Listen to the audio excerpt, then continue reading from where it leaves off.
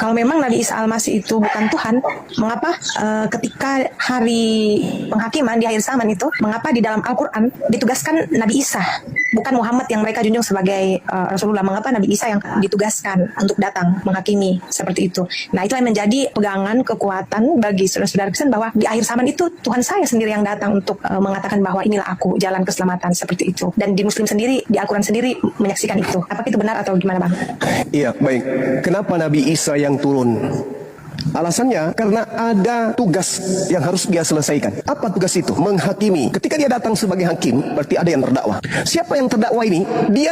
Mereka yang telah mempermalukan Nabi Isa di hadapan pencipta. Makanya dalam Al-Quran itu beliau ditanyai, wa isqalallahu ya Isa bin Maryam anta qulta linnas, wahai engkau Isa, hambaku, ciptaanku yang kuciptakan tanpa ayah, apakah engkau yang mengajarkan orang-orang tersebut mempertuhankan, menjadikan engkau sebagai Tuhan selain daripada aku? Apa kata Nabi Isa? Qala subhanaka ma yakunu li an aqula ma laysa li bihaqq. Maha suci engkau wahai Tuhanku, tidaklah patut aku berkata sesuatu yang bukan hakku untuk aku katakan. Jika aku mengatakan itu, pasti engkau mengetahui. Ma qultu lahum illa ma amartani bi ani a'budullah rabbi wa rabbakum. Aku hanya berkata, mengajarkan kepada mereka, sembahlah Allah Tuhanku dan Tuhanmu. Sehingga Al-Quran mengatakan, kita husyiran nasu, apabila nanti manusia dikumpulkan, dihimpunkan, apa yang mereka sembah selain daripada Allah akan menjadi musuh bagi mereka. Artinya Yesus itu adalah manusia yang disembah oleh manusia selain daripada Allah. Apakah Yesus akan memusuhi Kristen? Matius 7, 22, 23. Ternyata betul, Yesus memusuhi orang Kristen. Lalu kemudian di dalam Al-Quran ayat yang sama, dan pemujaan-pemujaan yang mereka lakukan ketika hidup di dunia akan diingkari. Apakah Yesus mengingkari penyembahan Kristen? Ternyata Matius 7 nomor 22 sampai 23. Betul, mereka yang memanggil Yesus Tuhan,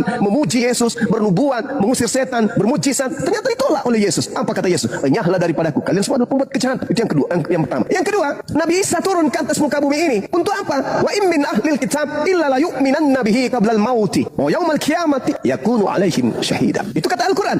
Tidak ada seorang pun di antara ahli kitab yang tidak beriman kepada Nabi Isa alaihissalam menjelang kematiannya. Dan pada hari kiamat, Nabi Isa akan menjadi saksi atas mereka. Lalu kemudian, ketika Nabi Isa turun sebagai hakim, siapa yang mau dihakimi? Umat Islam mau dihakimi. Apa alasannya umat Islam mau dihakimi? Nabi Isa tidak datang untuk umat Islam. Nabi Isa datang untuk Bani Israel. Maka yang dihakimi adalah mereka yang terdakwa. Kenapa mereka terdakwa? Karena mereka melakukan pengingkaran kepada ajaran Nabi Isa ketika Nabi Isa datang kepada Bani Israel. Apa yang dikatakan oleh Nabi Isa alaihissalam? Maqultu lahum, saya tidak berkata sesuatu yang bukan hakku. Yang aku katakan, sembahlah Allah Tuhanku dan Tuhanmu. Di dalam Yohanes 12 nomor 48. Apa kata Yesus?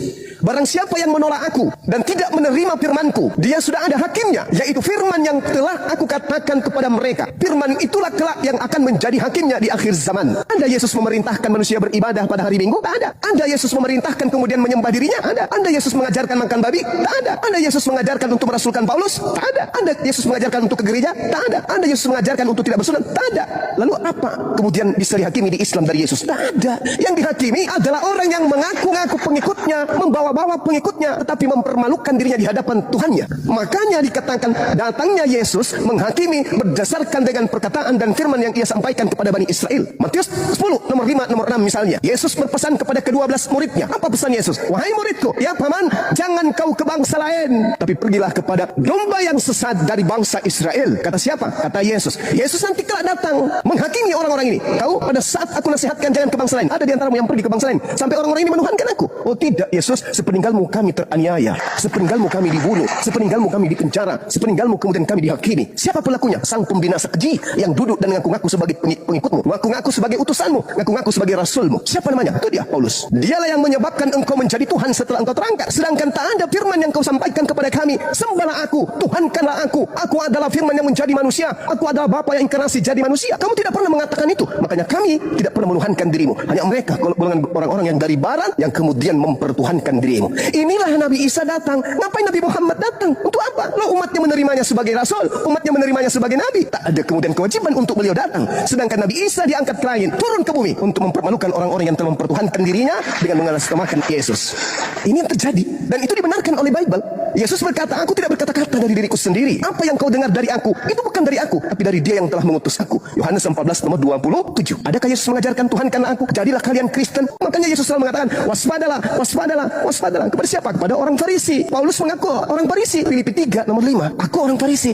Kebetulan Yesus selalu minta muridnya agar waspada kepada orang Farisi tersebut. Nah, adakah kemudian Bani Israel waspada kepada orang Farisi? Yes, sampai hari ini Yudaism masih ada. Siapa yang menerima orang Farisi ini menjadi rasul? Orang Barat, orang Roma, orang Yunani. Kenapa dengan mudah mereka percaya? Karena Paulus tahu orang Roma, orang Yunani konsep keagamaannya adalah triteos, tridewa, 3 dewa, makan babi, tidak bersunat, ibadah minggu, perayaan dewa Horus. Ya, Paulus tahu itu. Maka dia menjual agama yang dicocok-cocokkan dengan orang Barat, orang Romawi, orang Yunani penjajah pada masa itu. Ajarannya diterima. Yes, kenapa diterima? Karena mereka menyembah dewa Horus tapi fiktif. Mereka menyembah dewa Zeus tapi tak pernah nampak. Mereka menyembah kemudian Hercules tapi hanya angan-angan nenek moyang mereka. Dewa-dewa mereka tak pernah nuzul. Tapi ketika mereka melihat Yesus membangkitkan orang mati, membuat orang lumpuh berjalan, orang buta melihat, mereka takjub. Oh, inilah Tuhan kita, inilah dewa kita. Dijuallah kemudian ke Roma dan Yunani. Diterima. Resmilah abad keempat Yesus menjadi Tuhan bagi mereka, menggantikan dewa Horus. Itu fakta real. Kesalahan inilah sehingga Allah mengutus Islam dengan Al-Quran untuk meluruskan. Ya ahlal kitab, qad ja'akum rasuluna yubayyinu lakum. Wahai ahli kitab, Yahudi, Nasara dan orang-orang zalim yang ada di antara keduanya, telah datang nabiku kepadamu, yaitu baginda Rasulullah Muhammad sallallahu alaihi wasallam. Barang siapa yang ingin selamat, ikut.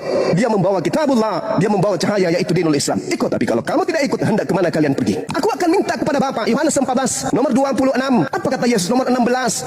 Aku akan minta kepada Bapa seorang manusia, penolong lain yang akan mengajarkan, membimbing kepadamu segala sesuatu berkaitan dengan kebenaran, keadilan, pengisapan dunia akan dosa. Masih banyak yang ingin aku ajarkan kepadamu, tapi kamu belum sanggup untuk menanggungnya. Tapi ketika ia datang, yaitu seorang penolong lain, dialah yang akan membimbing kalian kepada setiap kebenaran, keadilan, pengisapan dunia akan dosa. Adalah benar jika aku pergi. Sebab kalau aku tidak pergi, seorang penolong itu tidak akan datang kepadamu. Tetapi kalau aku pergi, dia akan datang. Dia akan tidak berkata-kata dari dirinya, melainkan yang disampaikan adalah apa yang didengarnya. Kemudian dia akan memuliakan aku. Siapa dia? Seorang penolong lain itu. Inilah yang diterangkan dalam Al-Quran. Wa iz qala Isa bin Maryam ya bani Israil inni rasulullahi ilaikum musaddiqan lima baina yadayhi minat Torah wa mubasyiran bi rasulin ya'ti min ba'di ismuhu Ahmad Muhammad. Ketika Yesus datang, dia hanya untuk Bani Israel. Ketika Nabi Muhammad datang, dia adalah nabi rasul penutup untuk seluruh umat manusia.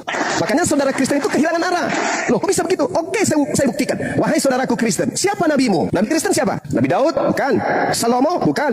Musa? Bukan. Abraham? Bukan. Yesus? Bukan. Nabinya Kristen siapa? Kitabnya banyak. Markus, Matius, Yohanes. Banyak kitabnya orang Kristen. Tapi nabinya siapa? Sebutkan satu aja. Tak ada, paman. Terus bait suci. Mana bait sucinya orang Kristen? Bait suci itu adalah bait Elohim yang di dalamnya tidak boleh masuk barang najis, tidak boleh masuk ke dalamnya. Orang yang tidak bersunat haram hukumnya masuk ke dalamnya. Orang yang tidak tahir tidak boleh masuk ke dalamnya. Orang yang tidak membasuh tangan, kaki, wajah tidak boleh masuk ke dalamnya. Tidak boleh. Orang yang makan babi, makanan-makanan yang dinajiskan, yang diharamkan oleh Torah, haram hukumnya masuk ke dalam. Mana bait sucinya orang Kristen? Tak ada. Yang ada cuma gedung, tempat bernyanyi-nyanyi, hari Minggu, hari Sabtu dan seterusnya. Bait sucinya mana? Tidak bisa dikatakan suci kalau di situ masih ada tidak bersunat. Tidak boleh. Tidak mandi junub, tidak boleh dikatakan bait suci. Coba kita lihat di Yehezkiel 44 nomor 9, nomor 6, nomor 7, nomor 8. Apa kata Elohim di sana? Sekian banyak pelanggaran yang engkau lakukan wahai Bani Israel, tapi ada satu pelanggaran yang sangat-sangat menyakitkan hatiku, yaitu engkau memasukkan orang-orang yang tidak bersunat kolok masuk ke dalam tempat ibadahku. Luar biasa. Saya sampai nangis Bang Suma. Allahu Akbar, Masya Allah, Subhanallah.